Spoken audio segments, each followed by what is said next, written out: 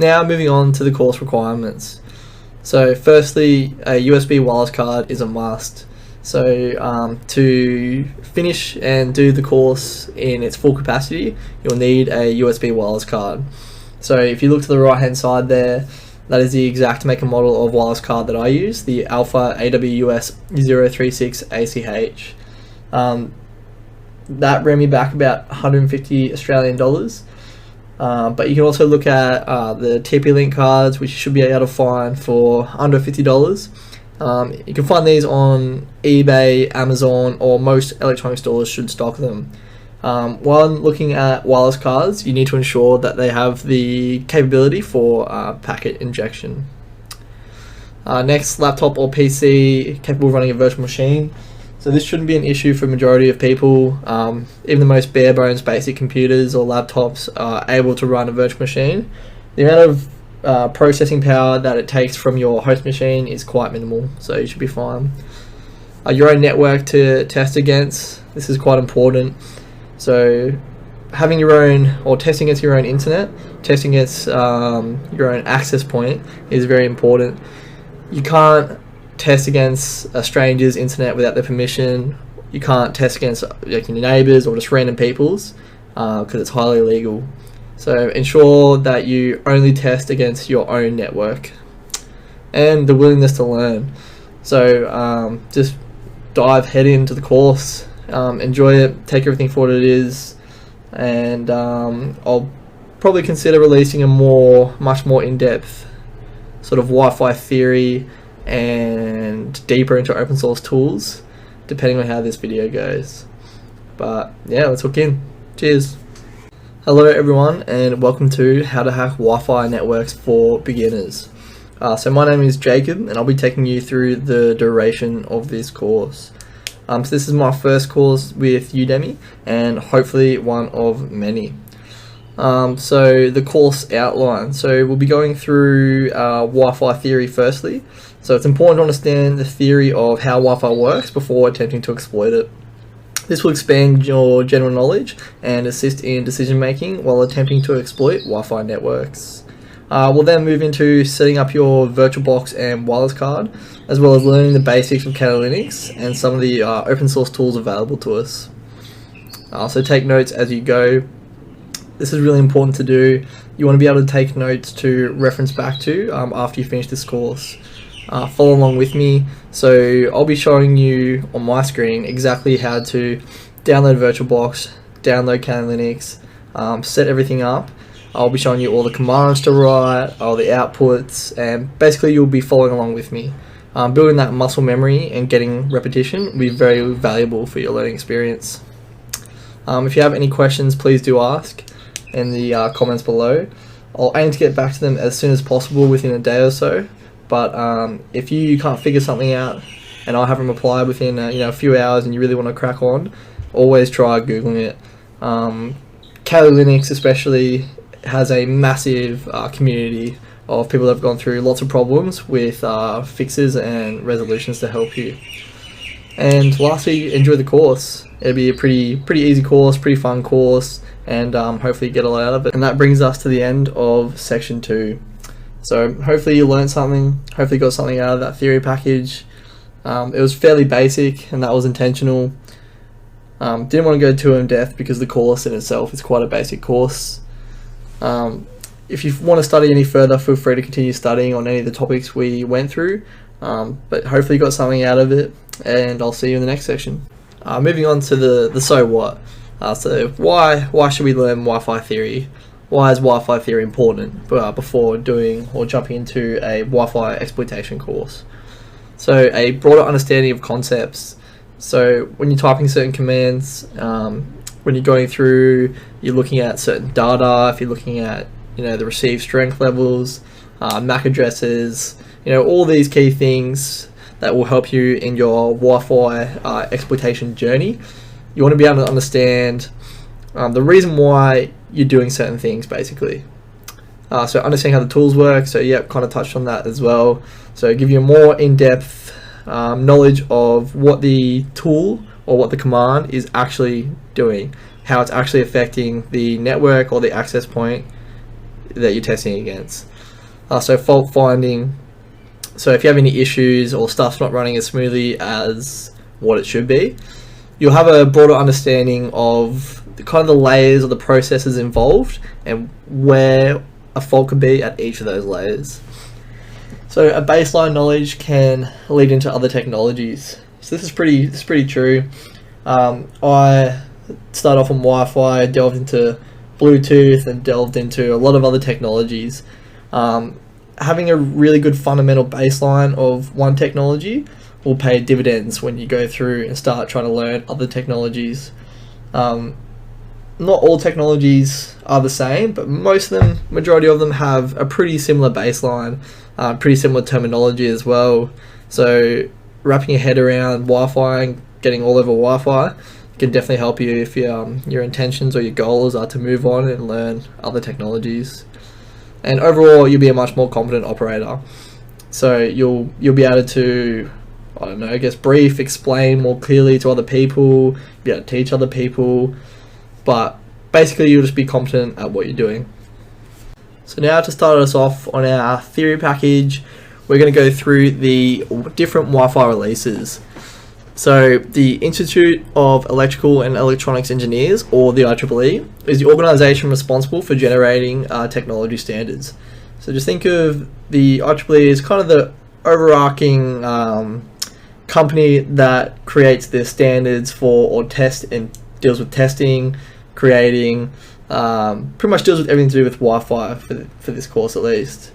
So Wi-Fi can be broken into two bands, so the 2.4 gig band and the 5 gigahertz bands. And if you look at the column on the right hand side, the far right hand side, you'll see where those Wi-Fi bands actually sit.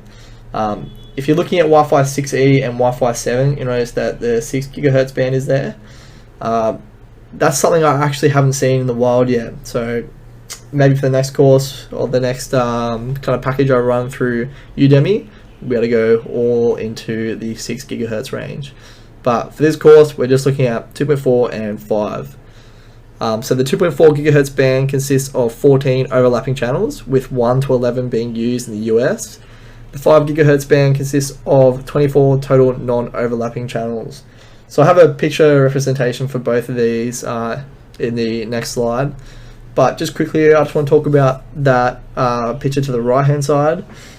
So you can see there Wi-Fi 0, 1, 2, 3 are unbranded common usage, not really used anymore. But you'll see Wi-Fi 4 802.11n uses 2.4 and 5. Wi-Fi 5 802.11 AC is just 5. So 4 and 5 are the most common ones that pretty much majority of people right now, as of 2022, those are the two different Wi-Fi generations that you'll be using. So Wi-Fi 6, 6E and 7 is, as I said, something I haven't seen yet in the wild. There are Wi-Fi 6 compatible access points out there, but as time goes on, Wi-Fi 6 will become the new norm, or maybe they'll just jump straight to Wi-Fi 7, I'm not too sure yet. But for now, we're just looking at 2.4 and the 5 gigahertz range. So here you can see the pictorial representation of the Wi-Fi channels I spoke about previously. So channels 1, 6 and 11 on the 2.4 gigahertz band are the most used channels due to no interference from other channels. So you can see when I was talking about the 1 to 11 are overlapping channels, you can see how each channel overlaps with each other. So for minimal interference between routers and access points in close proximity, usually you'll find they sit on 1, 6 and 11. That's not a hard standard. You'll find random ones on 2, 3 or 9, but for the most part 1, 6 and 11. And as you can see down the bottom for the 5 gigahertz channels, they have a bit of a different naming convention for the channels. So you can see they go up in increments of 4s for the first 4 there, and then it goes up to 149, increments of 4s from there. But they are non-overlapping. So if you take anything away from this, 2.4 overlapping, most channels use 1, 6 and 11, 5 gigahertz band, non-overlapping. So now onto the kind of overview of the general Wi-Fi theory. So we'll be talking about the Wi-Fi releases, the OSI model, the difference between bits and bytes, the role or the function, I guess, of packets, frames, and datagrams. I'll be talking about binary, decimal, and hexadecimal, the MAC address, authenticated versus associated, and just other common terminology. So while you're watching this, if you're not interested in learning the Wi-Fi theory, feel free to skip through this whole section. If you just want to hook in, or you already have a good understanding of Wi-Fi theory, just move straight into the third section where we start actually hooking into setting up the virtual box, Kali Linux, and going through the commands. Now onto a broad overview of Wi-Fi. So we'll be talking about what a router is, what it does, what a wireless access point, what that is, what it does. You'll commonly hear me refer to the wireless access point as just AP. Packets, polarization and antenna types, and radio wave propagation. So you can see on the left we have a router, and on the right we have an access point. So most people should have definitely seen what we have on the right hand side there. It's just your home internet. Usually 2, 4, maybe even more antennas if you're pretty crazy. But that is what gives you, or that's what connects you to your Wi-Fi. They might have stuff around as well, like in Australia you have the Telstra Nighthawks, which is like a 4G type home internet Wi-Fi connection, I guess. But for the most part, that's what's in your home on the right hand side. So a router is just a device that connects two or more networks. So it connects your home network to the internet. So the router is responsible for routing traffic between networks. So if you've been around a while, you would have seen a router connected to your access point, and the router is actually what routed into the plug into your wall, and that's what provided internet, and then your access point just provided the Wi-Fi, I guess, in simple terms. So an access point is just a wireless equivalent of a router. So most access points are wireless gateways, and they combine functionality of the access point, the router, the NAT, which is just the network address translator, the firewall, and a switch. So access points work directly with end users' wireless network interface cards to provide network access. So they may also play the role of a repeater, a bridge, or a mesh network, just depending on what kind of setup you have or what kind of firmware they have. So if you think of like a mesh network, it's just a bunch of access points linked together. If you think of like a repeater, it's just repeating that Wi-Fi signal so you can achieve a greater distance on the on your Wi-Fi. And what else? So a good rule of thumb that I got told is, in a perfect, ideal, lovely RF environment, the planning distance for your Wi-Fi for the 2.4 GHz range is around 300 feet, and for the 5 GHz range around 150 feet. So that's obviously in an ideal world where there's nothing obscuring your Wi-Fi connection, but for most people, unless you live in a mansion, one router in a central location will be fine for internet. Now moving on to polarization and antenna types. So I've written a few notes for this one just because I didn't want to forget anything, so apologies in advance if I sound like a robot when I'm reading this out. So polarization refers to the orientation or angle of the antenna, so think of horizontal or vertical. In an ideal world, both the receive and transmit antenna should be polarized the same way for maximum efficiency. So if thinking about going back to this slide here, you'll see on the access point, the antennas are polarized vertically, so they're going straight up. So in an ideal environment, you have an antenna in your phone as well that connects to the Wi-Fi, so you'd want to have that vertical as well. Obviously we'll hold our phones in every direction possible and it still works. So it's just saying in an ideal environment you want them polarized in the same way. So now onto the types of antennas. So we have directional and omnidirectional. Omnidirectional pretty much describes itself, so it's what you typically find on all personal electronic devices, radios, access points, and many more. So the antennas I just showed you before on that last slide on the access point. So they're cylindrical in shape and propagate in every direction. So it's perfect for the everyday user who doesn't need to achieve communications over a long distance. So yeah, perfect around the house, perfect for pretty much everyday users. You won't really find yourself using a directional antenna. The only time you'll find a directional antenna is if you have a TV antenna on your roof. You'll see it looks like the third antenna from the left, which is a Yagi or directional antenna, and pointed to the same direction. So you'll see that if you look at all your neighbors, all the antennas will be pointed generally in the same direction. It's to achieve communications over long distances. So you can find them on cell towers as well. You find them on, I guess, repeater networks. They all have directional antennas. So it achieves the most amount of gain over a long distance and is usually in a fixed position. So a directional antenna can be particularly useful in Wi-Fi exploitation. So as you can save energy loss by pointing the antenna towards the target access point or user. So I did test this. I bought 2 directional antennas off eBay or Amazon or somewhere, I can't remember. I hooked them up to my Alpha card with some TNC adapters, which actually created quite a bit of loss because I had about 3 different adapters on there. And I was able to de-authenticate my own access point from about 100 meters away. So it's just good for you guys to know that it's out there. Directional antennas exist, and if you want to get pretty deep into it, then yeah, explore different antenna types. So next we have radio wave propagation. So radio wave propagation is, I guess, a good way to describe it. So Wi-Fi uses radio waves to send information from one device to another. So pretty much from the access point to your phone. So radio and vice versa, back the other way. So radio propagation is the behavior of radio waves as they travel. So you can think of radio waves like energy or electricity. It will take the path of least resistance.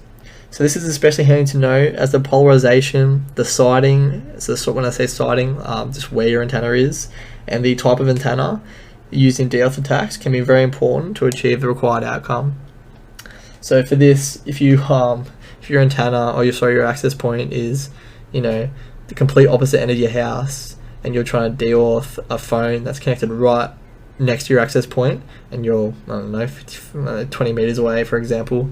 I don't know how big your house is, but yeah, 20 meters away, for example, you might have a few issues. So you can use a directional antenna to point it directly towards the access point. You can move closer, but just know that radio waves will take the path of least resistance. So closing a door is a good way to prevent Wi-Fi from leaking out. Situating it your router in a remote location, somewhere that's away from yourself, not tucked away, in a closet inside a room that's door shut, and then you'll see how far you'll get with connecting to the Wi-Fi. It'll wouldn't be anywhere near as great if you had the access point, central to your house. You probably get Wi-Fi everywhere. But a good example of this is that places like McDonald's and Starbucks, they've actually started covering their windows with like this clear RF coated paint, so it prevents their Wi-Fi signal from leaving their buildings. So what this does is it prevents people from driving up to Starbucks, Macca's car park, sitting there in the car park using the free Wi-Fi, so they're not making any money off you. So what they've done is they've prevented that Wi-Fi from leaking out. So now if you want that free Wi-Fi, you have to walk in there, and if you walk in there, you're probably going to buy something, so they can make some more money off you. So it's just good to know. The OSI model. So the OSI model is a conceptual understanding of the networking process. It consists of 7 layers, the first being physical, so it goes bottom up. So we'll be focused on layer 1 to 3, so physical, data link, and network. I'm not going to go too deep into the OSI model at all. It's just there for your understanding that this is how it all works, from end user down to the physical structure. Here I have a kind of a representation of myself and someone else as an end users. So it goes through all the steps of the OSI model down to physical, comes across and does the reverse back up to the other end user. So yeah, not going to go too deep into it, just there for your understanding.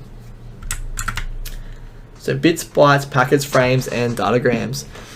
So a bit is the smallest unit in computer networking, so it's either a 1 or a 0. Bytes are composed of 8 bits and generally refer to a number, letter, or other ASCII character. Packets and frames are formatted units of data that are transmitted in a packet switch network. Datagrams are roughly the same, but usually describe those of an unreliable protocol, such as, that's supposed to say UDP. So just think about example UDP used in gaming where packet loss isn't a problem. Frame. So a frame is a self-contained independent entity of data carrying information to be transported from source to destination. So each Wi-Fi frame contains up to 4 addresses. So you have a source address, that's the MAC of the device that generated the frame. So for example, my phone. The transmitter address, the MAC of the device that transmitted the frame over the medium. If I was connected to my internet, that would be the MAC address of my Wi-Fi. The receiver address, so the MAC of the device that will receive the frame. So think of, access point. Destination address, again, MAC of the final device that will hand the frame to higher protocols. So phone, laptop, computer. Again, not going too deep into this, just there for your understanding. But I'll probably make a course that goes pretty in depth into all this stuff. Next we have binary, decimal, and hexadecimal. So binary is a base 2 numbering system, and it only uses 1s and 0s.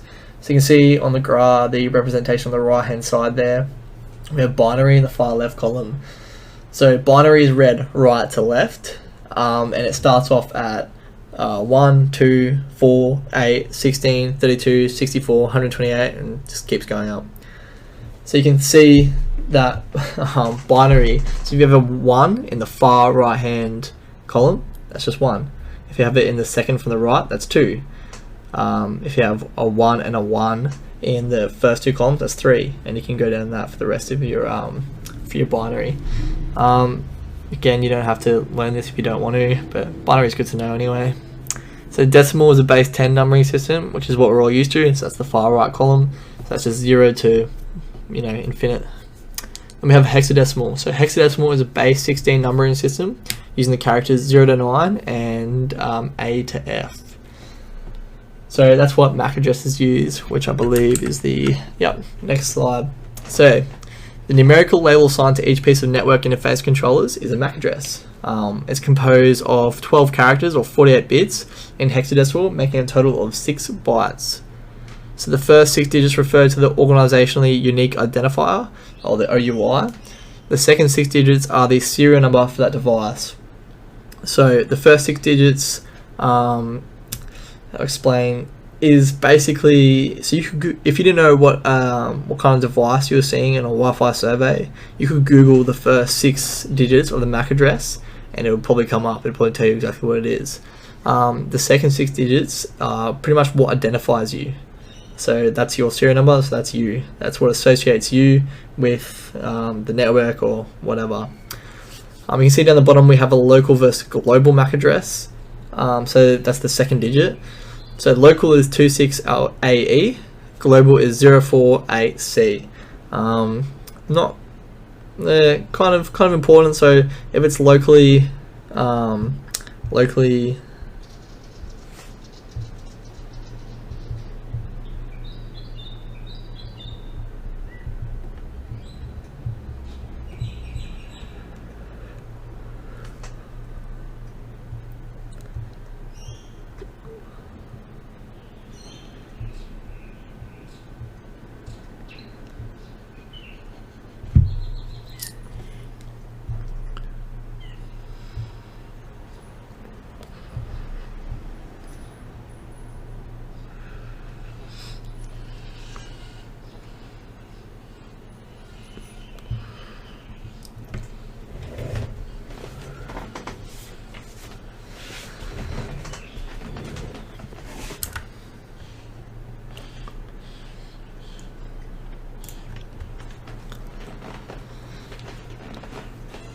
So then we also have down the bottom a local versus global MAC address. So just know if the second digit is 26AE, it's locally generated. If it's got 048C, then it's globally generated.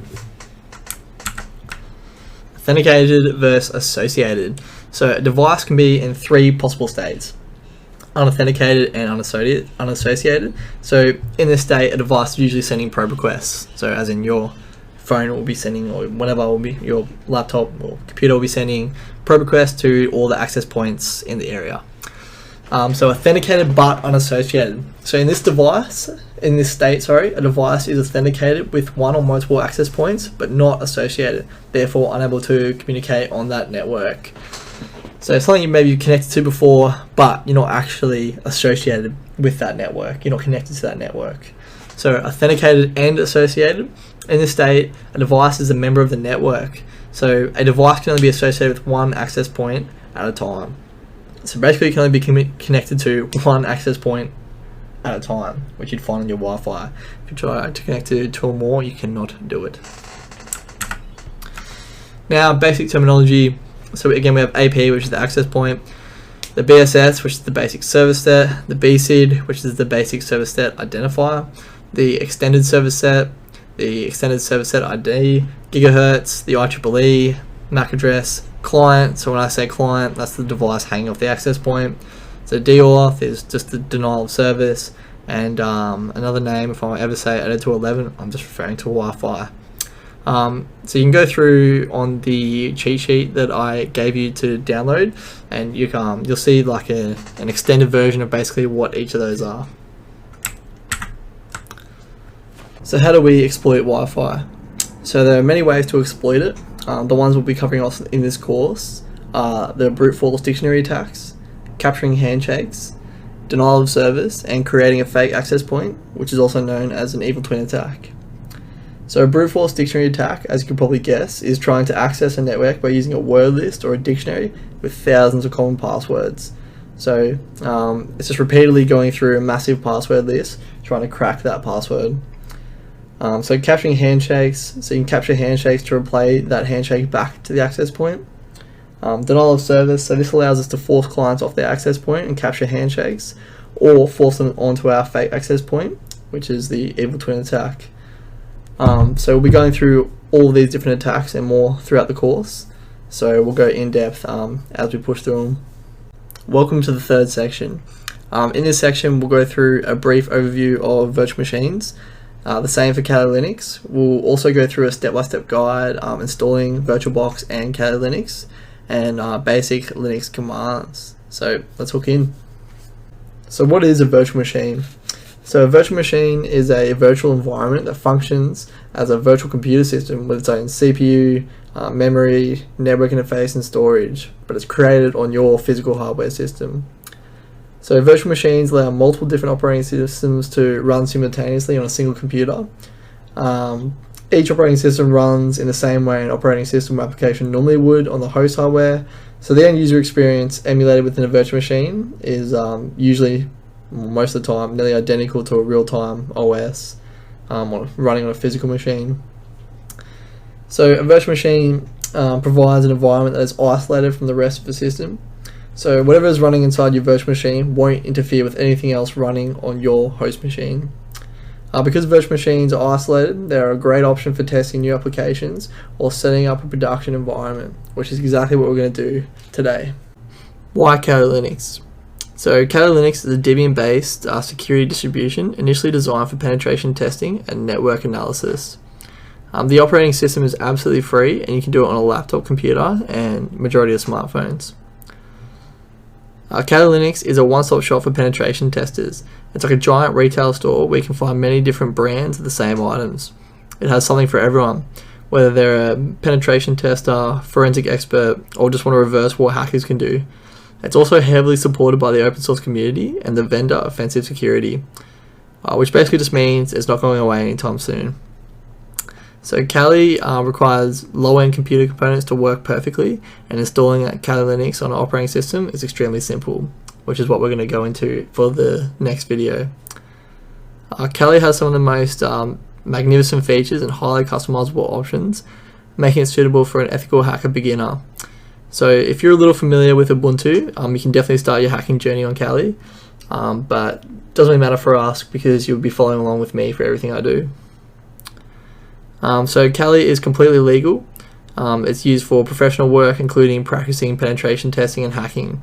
So it's entirely legal to use Kali Linux for white hat hacking. However, if you're using it for illicit purposes, it is illegal because there is an enormous difference between white hat hacking and black hat hacking. So I explained it earlier on in some of the first videos that for all the stuff we do and all the testing we do to ensure that it's on your own access point, don't do it on anyone else's network. So firstly, we'll start by downloading our VirtualBox.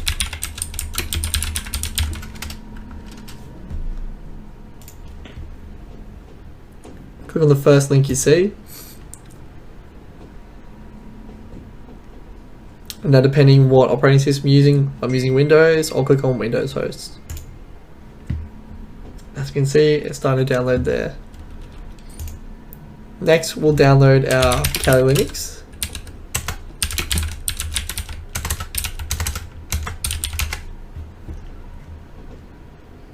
So yep, first link again. We have a range of different options we can install here. The one we want to go for is virtual machines. And so because we are using VirtualBox, hit the download button here for VirtualBox.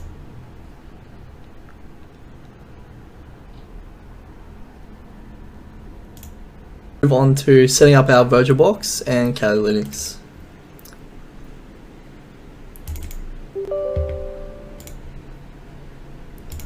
So just going through the prompts and clicking yes for everything.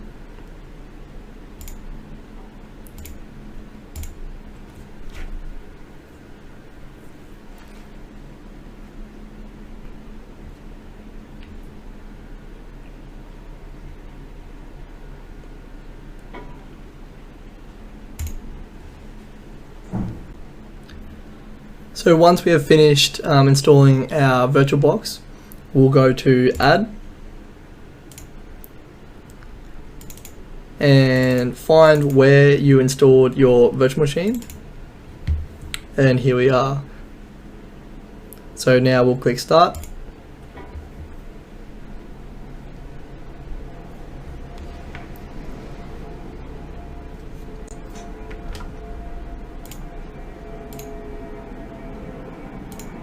Progress through, so we'll just hit enter for this, so capture, and just wait for it to boot.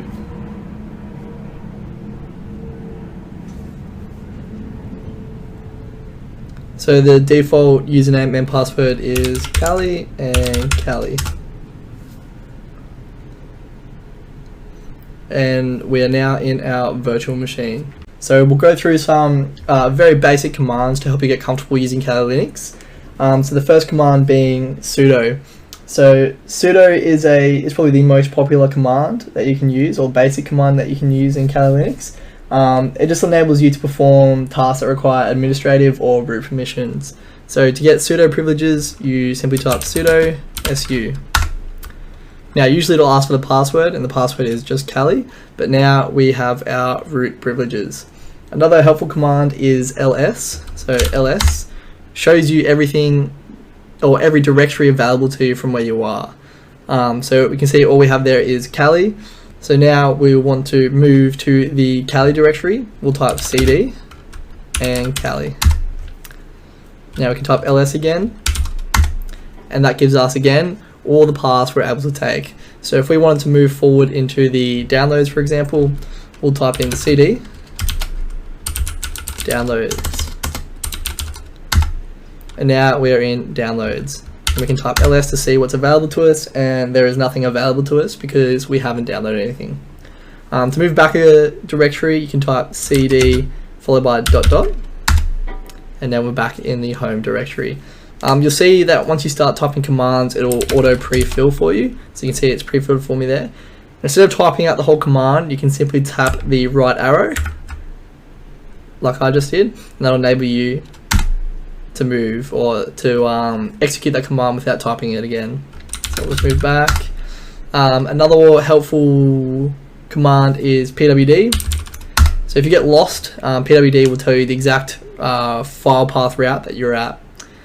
And finally, our last one is just clear. So clear will clear your screen.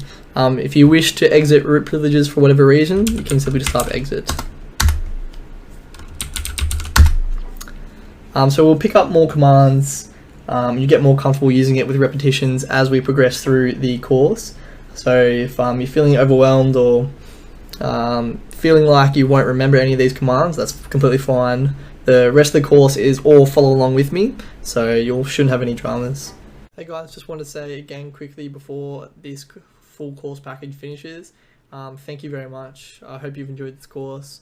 I hope you found it useful. I hope you got a lot out of it, especially if you're a beginner. It can be quite overwhelming stepping into the wireless penetration testing space.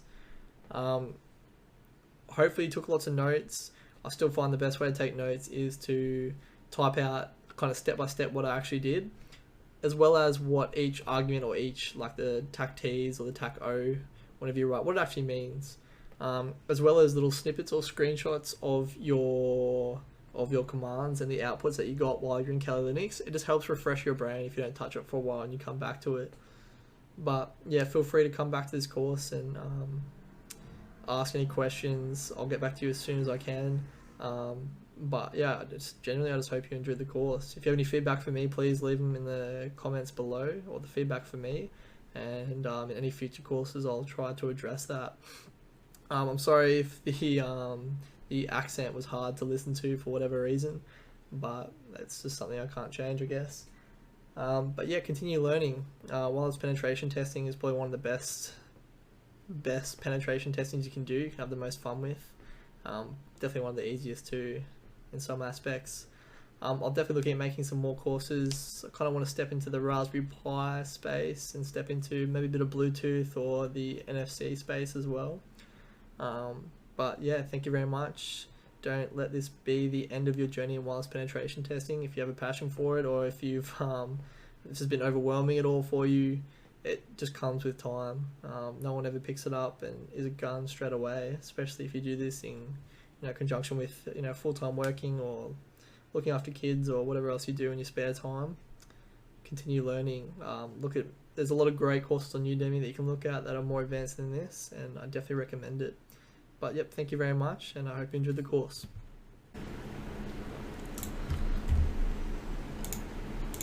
Hello and welcome to section 4 of the course. So in this section, we'll be going through the commands and open source tools available to us to enable us to hack Wi-Fi networks. I guess you could say this section is, the guts of the course, so to speak. So to start us off with our first video, we'll be going through and I'll be showing you how to set up and enable your wireless card. So first thing you want to do is come to the terminal emulator. We'll enable our sudo privileges. So again, that password's Kali. The next thing we'll do is we'll go up to Firefox and we'll click on any one of these tabs here to ensure that the internet from our host machine is being shared to our virtual machine, which it is. So the next step, it could be very simple for you, or it could be quite problematic. So we come up to devices, USB, and you should see your wireless card in here. So again, that's my wireless card there. So I know my wireless card is problematic and there's a workaround that I have to do, which was what I'll show you.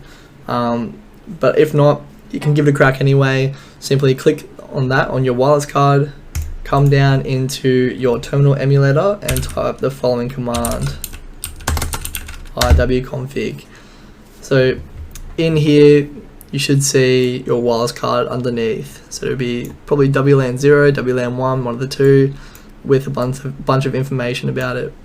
So if you don't see it, this is the workaround that I have found for you. So we'll start off with, if you're using, the wireless card that I recommended in the start of the video. So we'll start off with the update. So you can simply type apt update.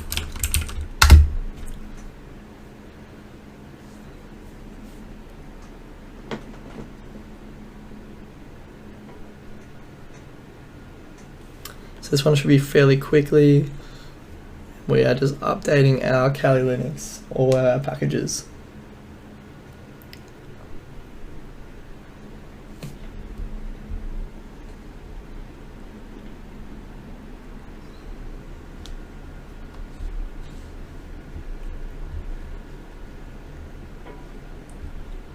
Sweet, so once that's done, the next command we'll be typing is apt upgrade. So continue, yes. So this one takes a little bit longer, so feel free to grab a coffee or just kind of chill out while this updates, or upgrades, sorry. I'll fast forward this so we don't have to watch this go through.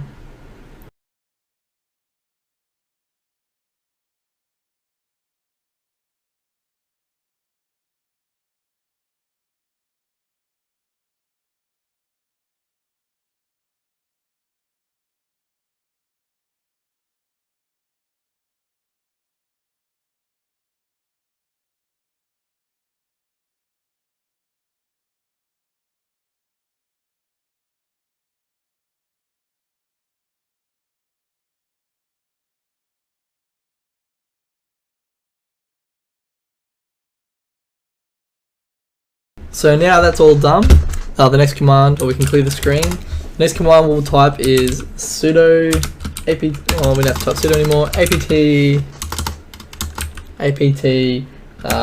dist dash upgrade dash y.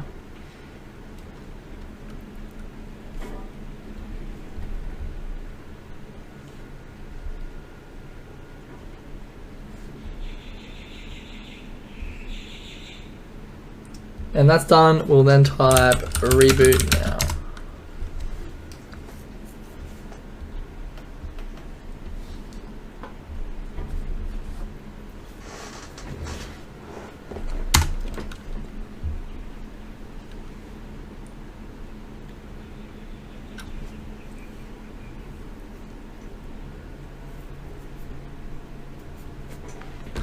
And again, Kelly and Kelly. And we are back in.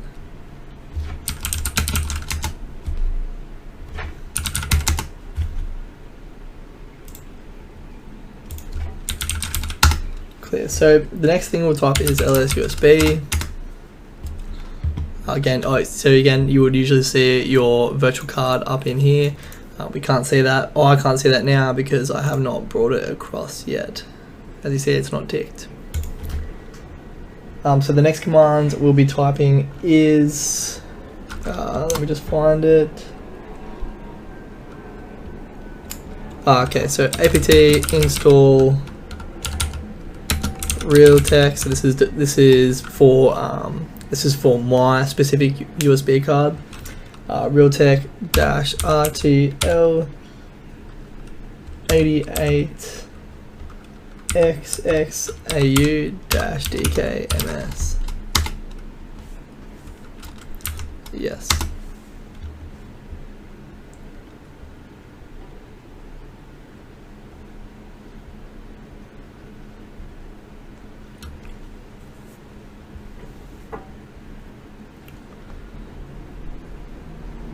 So you might find that it will hang around anywhere between 80 to 99%.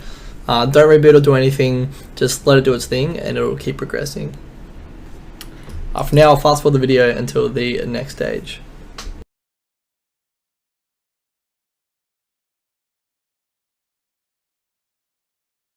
So now that's all done and finished. The next command we'll type is apt install DKMS.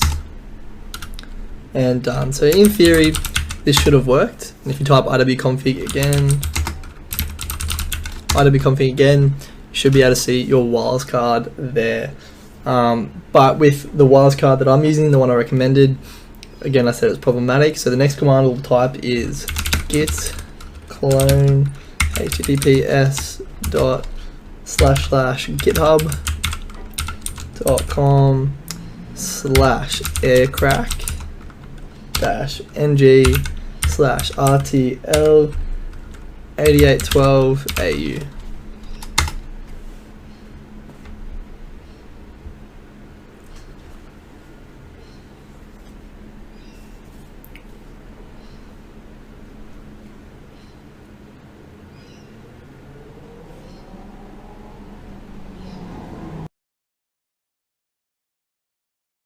So now that's done, the next thing we'll do is we can see the package we just downloaded. So then we'll move into that directory. So we'll type cd rtl 8812au, and we can see we have a bunch of software there. So the next command we'll type is make.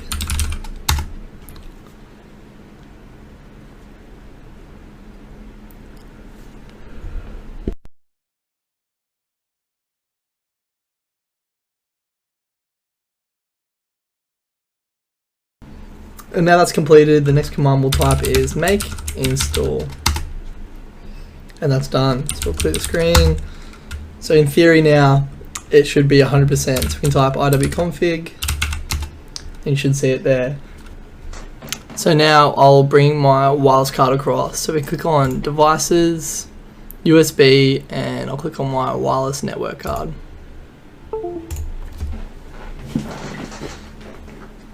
Okay, from here we should be able to see it without IW config. You can just keep trying.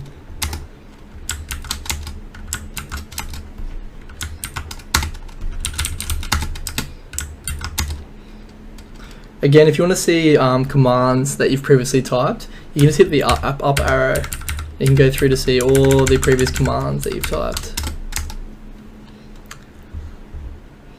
Okay, so it's sort of hanging there for a bit, which is usually a good sign, and we can see my USB or wireless card. We can do a quick test to prove that it's working. We'll just type Wi-Fi in. So Wi-Fi is one of the open source tools we'll be going through later in this section, but we can use it as a test.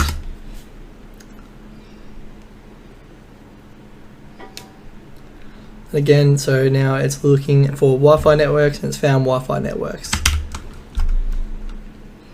So Control C that, clear, clear, and we now have our USB card up and running. So in this video, we'll be going on with enabling monitor mode for your wireless card, as well as a brief overview of the AirCrack suite of tools available to us. So again, we'll go into the terminal emulator, we'll enable our sudo privileges, and we'll check to see if our wireless card is up and running. You can see mine is there. If you're still having issues with your wireless card, again, I recommend for an easy quick solution just going straight to Google.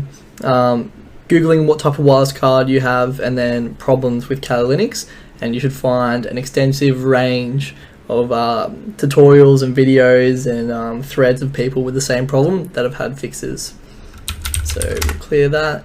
So to enable your wireless card in monitor mode, you want to type the following command: mmon-ng start WLAN 0, and then monitor mode is enabled. If it comes up with a little error message saying that it found 2 processes that could cause troubles, you can kill those processes off by typing mmon-ng check kill, and then you'll be fine.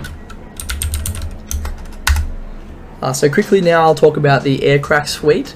We'll be going through more in depth through the different videos, but just a brief overview. So we have mmon-ng, so that's the one we just used to place our card in monitor mode. Then we have AirCrack-ng, which is a wireless key cracking program. We have AeroDump-ng, which is a packet sniffer. We have AirReplay-ng, which is a packet injector.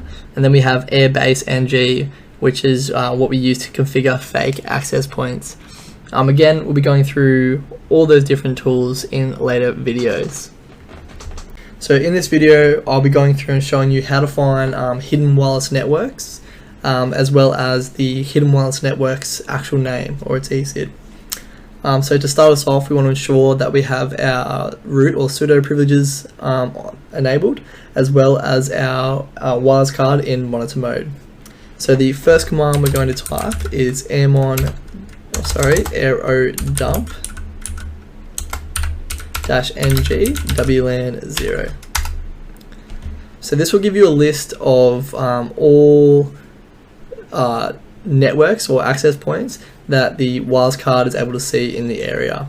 So when looking for a hidden network, you want to look onto the far right hand side under ESID, and we'll have this. So we'll cancel that.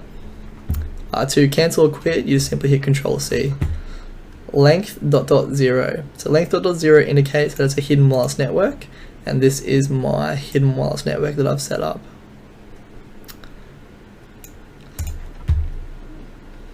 Now, so one thing or two things we want to ensure we take down is the BSID or the MAC address and the channel that access point is sitting on.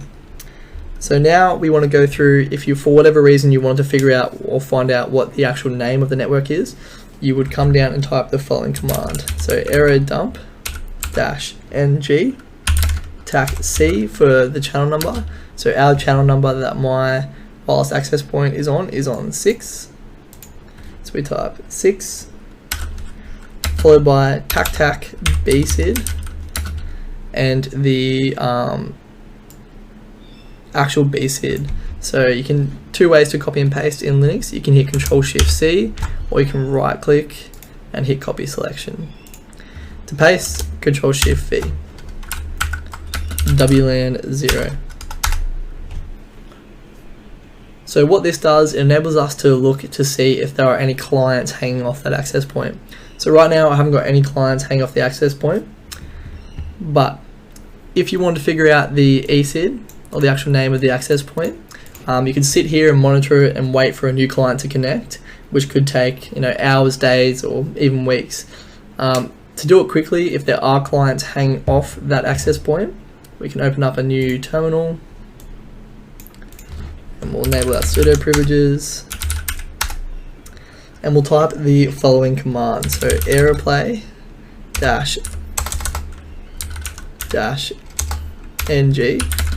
tac 0 20 tac A followed by the BCID and WLAN 0.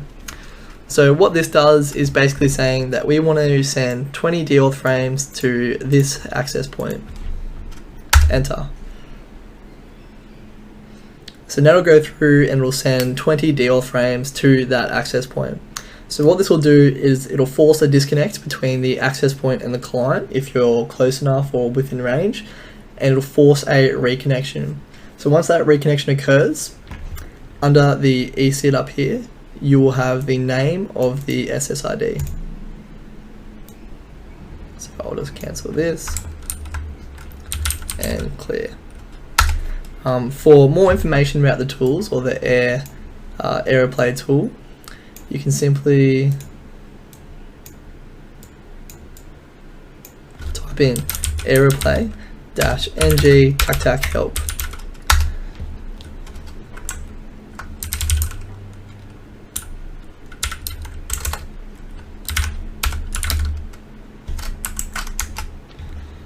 So this will give you the full list of options and different filters to basically send an attack or send a DOS attack.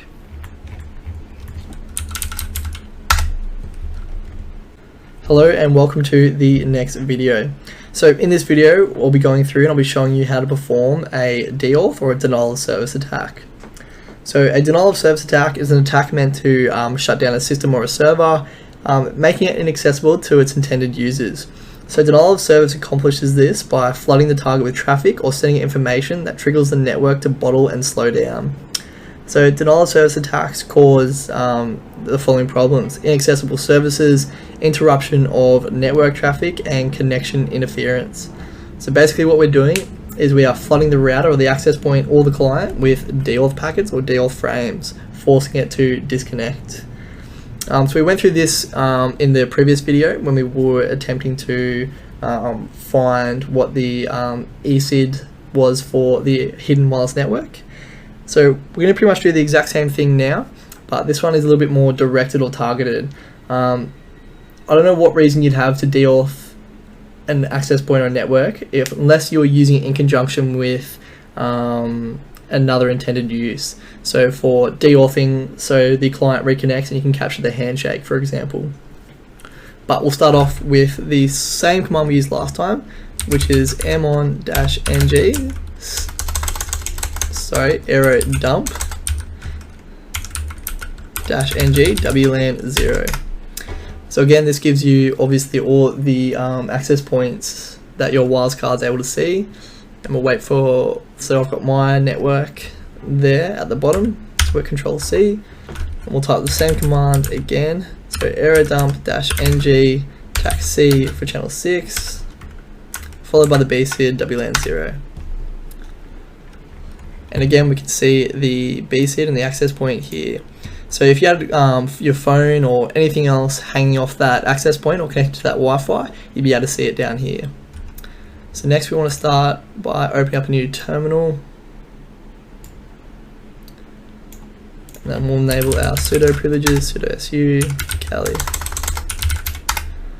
So the reason you want to have another terminal window open opposed to just Control Cing and then starting the DOS attack that way is you want to be able to see what kind of effect you're having on your access point.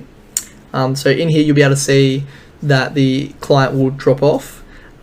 You'll also notice that whatever you have connected to your Wi-Fi will also drop off, whether that being your phone or your laptop or your computer. or anything.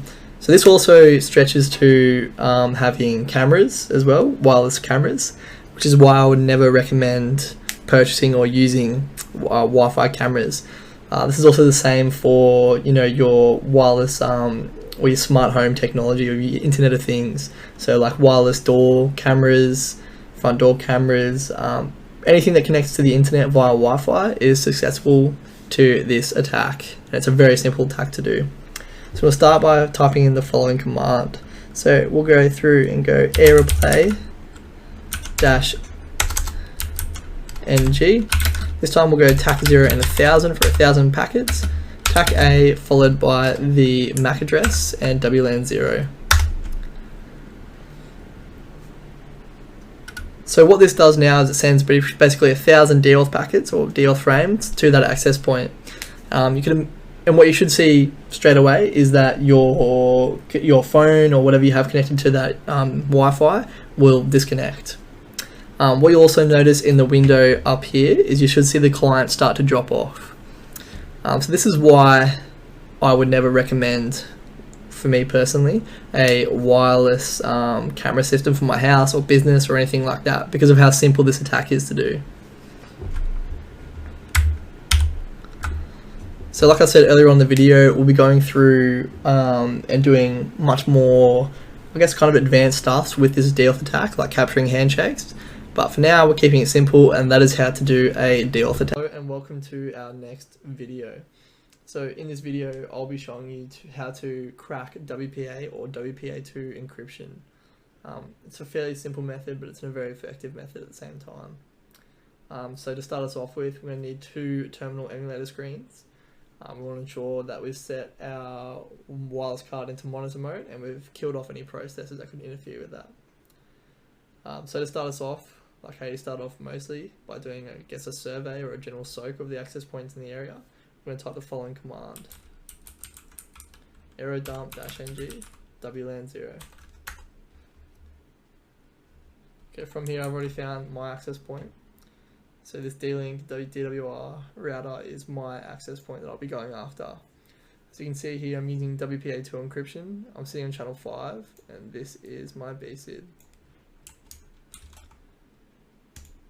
So the next command we want to type after we have all our information that we need is aerodump-ng TAC C for channel number, which is sitting on channel 5, TAC W space WPA. So the TAC W is the file name that will, the TAC W is the precursor for the name of the file name, which will hold the captured handshake.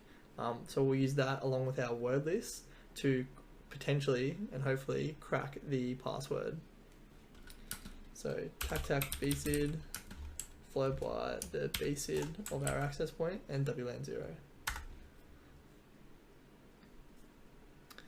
So you can see here, this is our access point and this is my phone or the client hanging off that access point. So a couple of things we want to make sure before we hook in. So you can see here, it's sitting on channel 5, which is good. And it's created the capture file like I was talking about before, WPA TAC03.cap, which we'll look for in a moment. Now, so this process of capturing the handshake is of cracking WPA is quite a little bit similar to how you'd crack WEP or WEP encryption. However, with WEP, you're looking for a lot of data, but all we're looking for with WPA or WPA2 is that 4-way handshake. So basically to achieve that, we need a device to connect or reconnect to the network. So to force this, we need to boot or deauth a user off and allow that user or that client, that's hanging off the access point, to reconnect, and hopefully we can capture that handshake.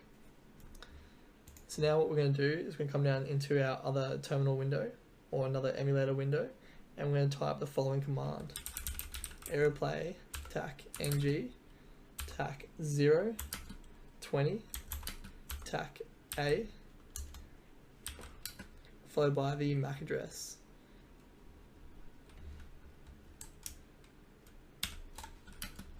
WLAN 0.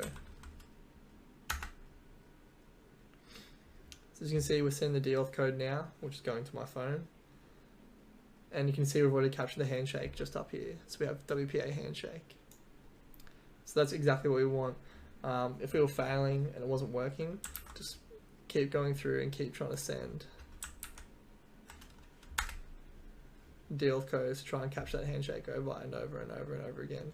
Don't want to deal with too long. As you can see, when we're doing 20 here, it's kind of the sweet spot. So you want to boot or force the boot to happen, and then you want to be able to have that client that's hanging off that access point to reconnect. So perfect. So it says now WPA handshake with the name of the access point just there. So now what we're going to do is we're going to see where we actually save that file. So what we want to go to is, you can minimize this for now. Go to home, because we're in the root, we're in Cali, just here. As we can see, we have the WPA tac03.cap file. So just a pre-disclaimer as well, we will need a word list like this. So the word list you can get off the internet. I'll show you how to make our own word list in a later video. But you can just download massive word lists, which basically just look like this. It has just all common passwords. So now we'll go back into our terminal emulator. And what we're going to do is we're going to look for the save what file, which we've already done. And what we're going to do is we're going to enter the following command to, I guess, brute force the password with a word list and that captured file. So what we're going to do is we're just going to Control-C this, and we're going to type the following command. So aircrack -ng tac-w, which is word list, like you saw before, WPA tac03.cap. So very important, so tac-w and the name of the word list, so I've just named mine word list, followed by the name of the cap file that we saved from up here. So as you can see here, WPA-03.cap, and enter. And then look, key found, password, and that is the password to the access point. So it's as simple as that. Obviously there'll be a lot more complicated passwords than just password out there, but the bigger your word list, the more chance you have of cracking that password. If you don't want to download a word list for whatever reason, feel free to, when you're in here, to just right click, create document, empty file, and then name whatever you want. So I can name mine, word list 2, create, and then you can start rattling off a bunch of different common passwords. Or if you just want to prove the method before you download one, you can just type in your own password and a bunch of other random characters, and basically that's it. So very simple, very effective method. But yeah, it works. And as you can see here, that is our password. Key found, password. Hello and welcome to the next video. So in this video, I'll be showing you all the great things about Wi-Fi. So Wi-Fi is probably one of the most simplest and best open source tools that we can use. It's good for cracking passwords with WPA, WPA2, with WEP, using WPS pins. It's a very powerful tool, but obviously being an easy tool, it also has its limitations. It pretty much automates everything for you. You can sit back and relax while it runs in the background. So let's jump into it. So pretty much the only command you'll type is Wi-Fi. So you can see now it's going to go through and do a survey or a scan of all the access points that it can see. So going from left to right, we've got the number, which corresponds to each access point, which will become relevant in just a moment. You've got the SSID, or the name of the access point, what channel it's sitting on, its encryption type, the power that your wireless card's seeing it at, whether it's using WPS or not, and how many clients are hanging off that access point. So once you've found whatever access point you want to go after, you can simply hit Control-C to stop the scan.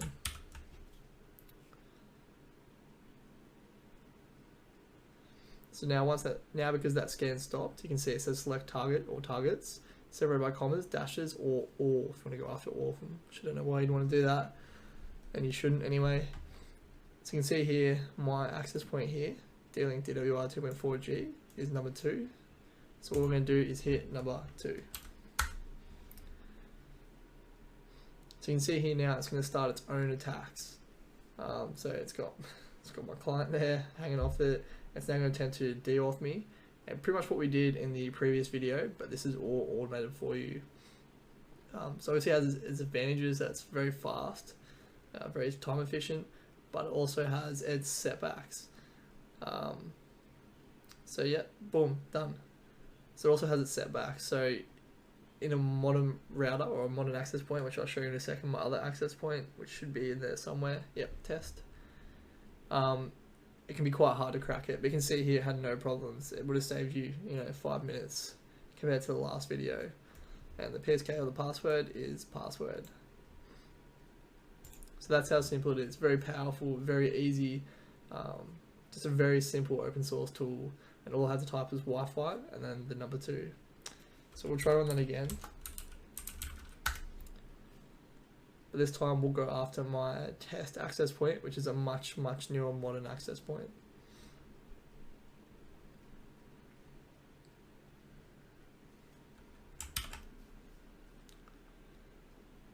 So you can see my test access point is sitting there on channel 10, which is now number 2. And we'll see how it does with this.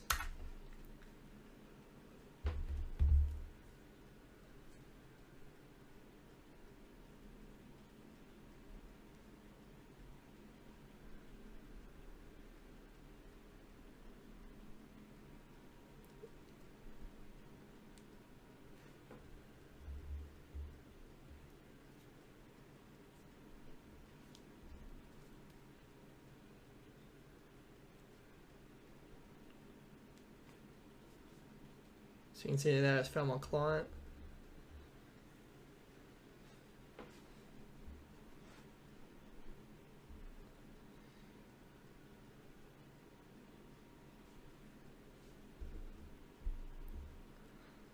I'll fast forward this video to see if it actually works or not, but you'll get the general gist of it.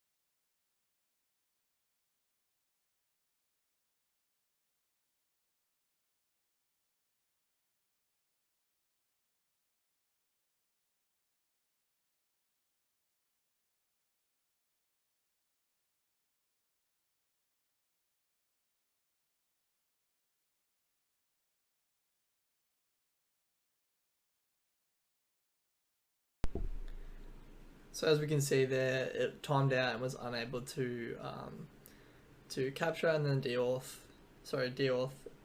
crack the password for the most common or the newer access points that we have out there.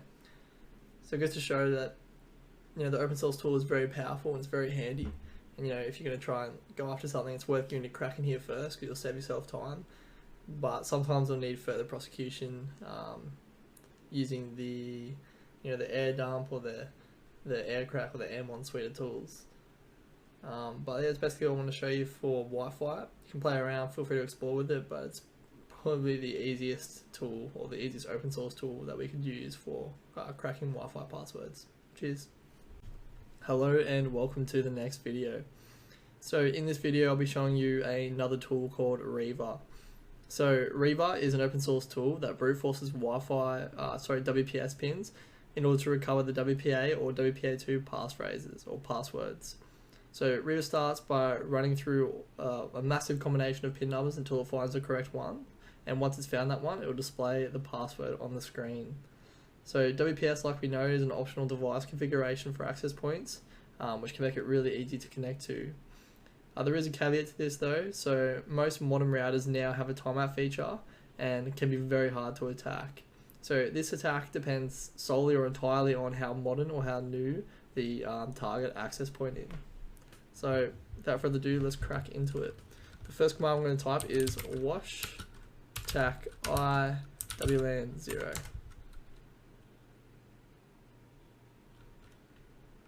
Yeah, double tac. So sorry, one tac I wlan 0.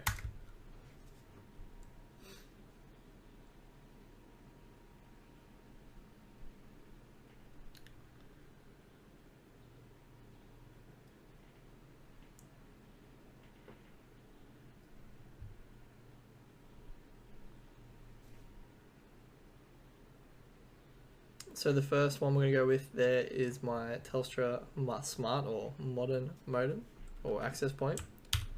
So we'll cancel the scan. What we're looking for here again, like most of our other attacks, is the BSID and the channel number. So we can see there it has WPS 2.0, is it's not locked, and you got the vendor and the ESID. So we'll wait for that scan to cancel. So I don't have an older version of WPS on one of my old access points that I'm using for these courses. So it's very unlikely that it'll work. What you're more likely to see is how it will time out. It'll actually tell you that it's timed out and it'll try again in a certain amount of time frame. But what you'll see with older access points and just older access points is you'll see that it won't actually time out. So you can keep hashing or you can keep brute forcing that attack pretty much up until you get the pin. It can take a little while, it can be very quickly, it just depends on how fast your virtual machine is.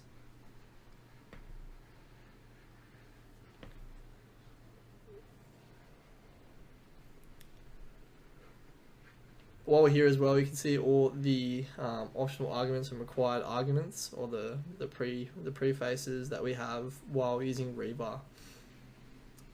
So we can see there the TAC-I is the interface one. It's an interface to capture packets on, which is what we did for our access point just there. And then we have all of these other optional arguments. So you can choose to do just in the 2.4 range, the 5 range, depending on what channels, what probes, scan, survey, progress, help, and pretty much everything in there. So that'll tell you everything you need to know.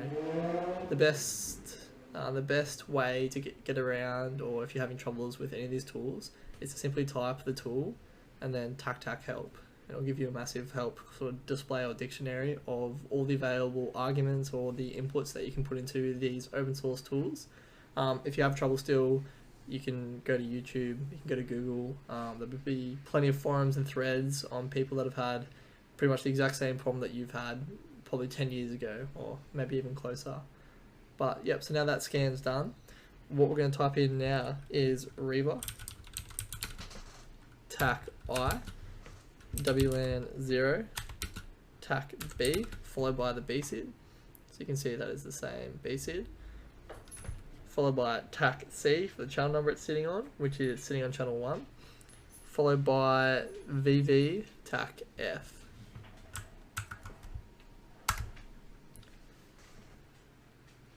So you can see now it's waiting from a beacon frame from that access point.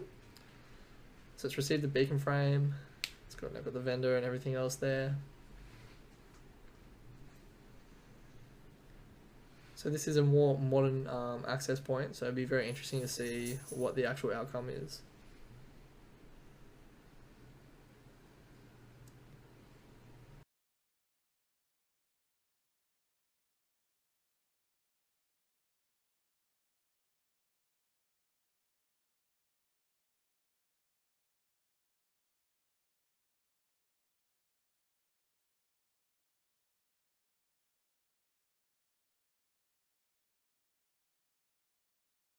So as we can see, it's continued to go through and time out, go through, time out, go through, time out.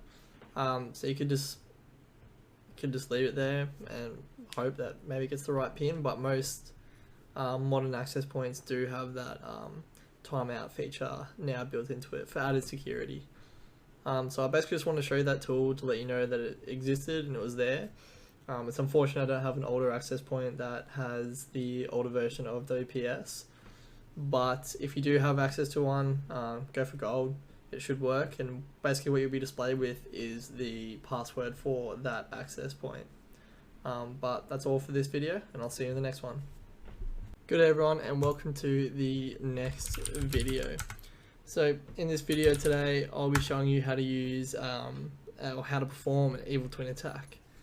So basically an evil twin attack, or the goal of an evil twin attack, is to set up a network that looks exactly the same as the one that you are attacking. So, sorry, let me just get this in here. So to start us off, like always, we will start our wireless card and put it into monitor mode. We will kill off anything that will interfere with that. Quit screen, and to start us off, we'll be using aerodump-ng WLAN 0. And boom. So,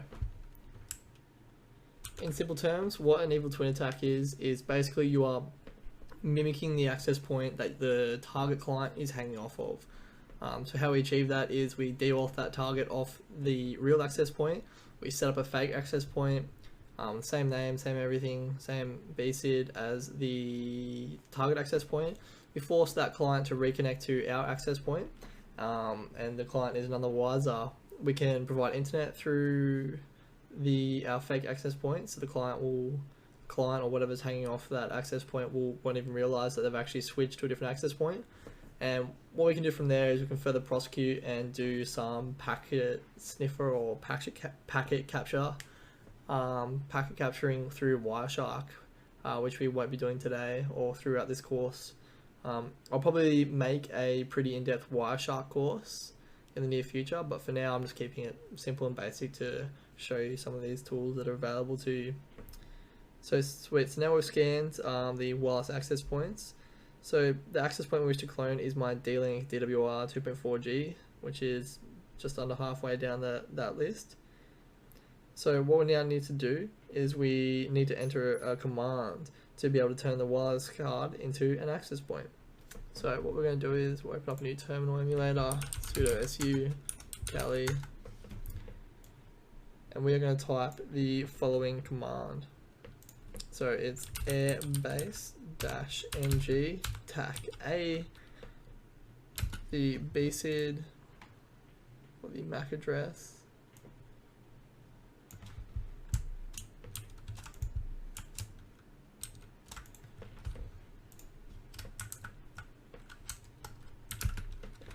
followed by the the name of the network. So for us it is d-link underscore DWR tac 118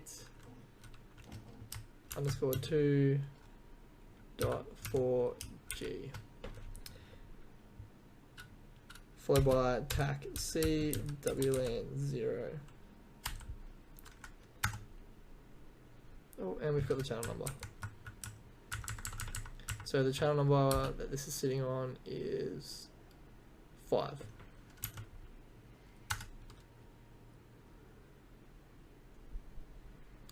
So it says the access point with BSID, which is the one of our target, has started. So now if I was to look on my phone, which I'll do, but unfortunately I can't show you the Wi-Fi networks available to me. Let's see. So I can now see 2 D-Link DWRs underscore, sorry, TAC 118 underscore 2.4 Gs available to me. Okay, so now that we've got that up and running, the next step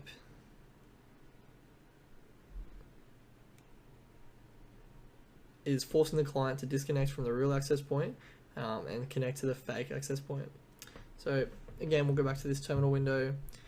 Now what we're going to do to force them to reconnect is we're going to do an aeroplay attack, which we've done previously. So aeroplay -ng TAC 0 followed by another 0 for indefinitely, TAC A followed by the BSID, WLAN 0. Now send deauth code. So now that's deauthing my phone connected to that access point.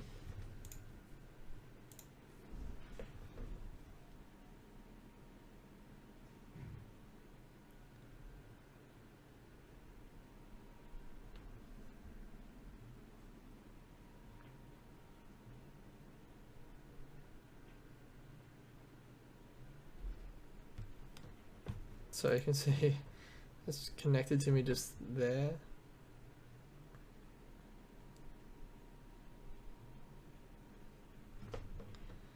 Nope, just connected to my other access point.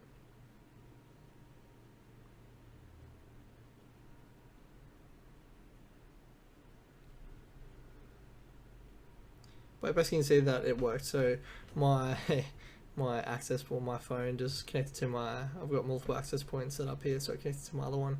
But you can see that it deauthed it and now forced me through here to connect to, well, that's the MAC of my phone, onto the fake wireless access point that I made. And that's, we'll stop this. And that's pretty much all I wanted to show you for this. You can also run or provide internet through to the client hanging off the access point, so they wouldn't think that there's anything wrong. But for now, I just wanted to show you that. That's pretty much the end for most of the guts, I guess, of this section. In the next video, I'll show you some just kind of random open source tools that I thought didn't deserve their own video. Basically, some stuff. I'll show you how to just spoof a whole bunch of random access points to just flood the network with different access points. Hello everyone, and welcome to our final video in the guts of the course. So I just want to show you a couple of open source tools that are quite helpful. So the first one being Crunch. So Crunch is basically, just typing in here, Crunch is basically a word list tool that you can set to find ranges or define arguments that it will adhere to. So like it says right there, you can create a word list based on criteria you specify. The output from Crunch can be sent to the screen, file, or to another program. So let's crack into it. So you can simply type Crunch, and we're going to have one that I've already typed here. So minimum amount of characters in this password list or list is 8, maximum amount is 8, TAC T. So we're going to set some predefined arguments. So we're going to say that it has to start with AB. We don't know what the middle 4 are, but it's going to end in 6A. TAC O, so this is just for the output file, and we'll see Crunch password list, we'll just go with 2 so you can see it,